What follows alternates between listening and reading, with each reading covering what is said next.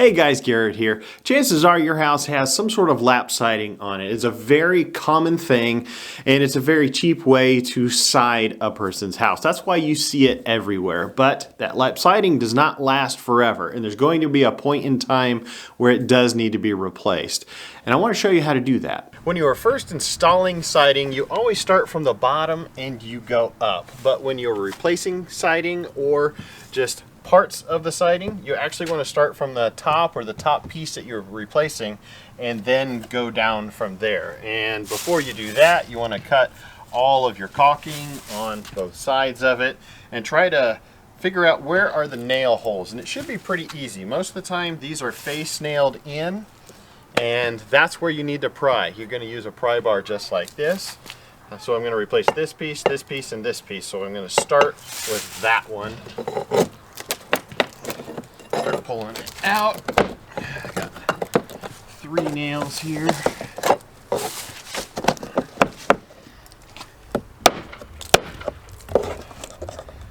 Alright. And then that piece just slid right on out. Sometimes this face nail right here will also go through this piece right here. So you may have to actually pry this out and or take those nails out before you can get that top piece here. But because of this beaded feature, the nail is in on top of it and most of the time it doesn't go through this piece. So at this point, you just take the next one out and the next one out. But I suggest you take out each nail on each course. Heck of a lot easier to pry against that piece of siding there than it is whatever is behind it. You can break this sub-material and you sure as heck don't want to do that. Now it's time to put up the new siding, and if you're wondering where you're going to put that, you'll see that when you're doing replacement siding, a lot of times there's like a dust or a dirt line right where the top of this siding was, and it's just kind of a natural thing that happens. But it's a perfect way to know exactly where you need to put your new siding, assuming it's the same size as what came off. So I'm going to put my new piece right up here, and it'll give me the 1-inch overhang that I need for this. Now, if you're wondering where you're going to nail, the nice thing is you're doing a replacement here. It has been like that before. So you're going to look for where was the nail on the previous siding as well as the holes within the wall themselves. You always want this to hit a stud if you can. So I know there's a stud here, here, and over here. First thing you want to do is start with your eye protection as well as your ear protection. If you're using a pneumatic gun, it is loud. So set this piece right in place, right up to that line. Again, it'll give you a nice reveal. And then use a gun and face nail it right through.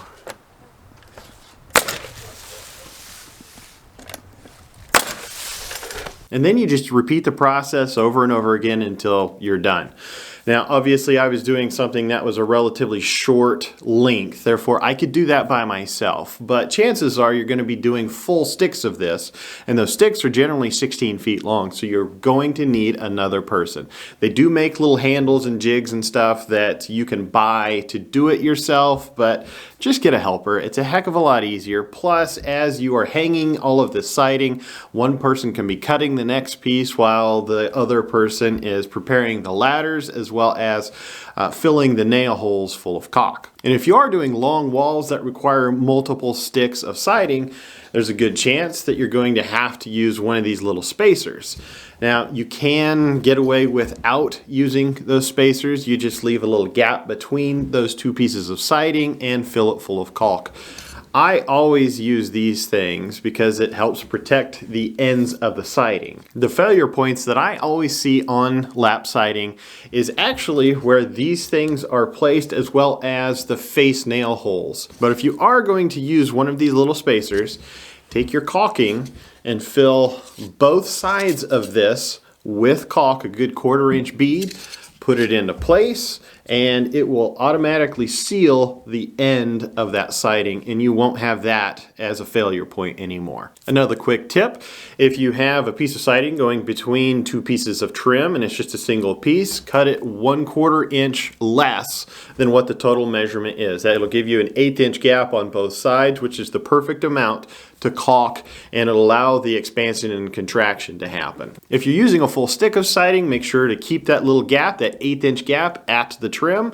And then you always want that other end of your board to line up right at a stud.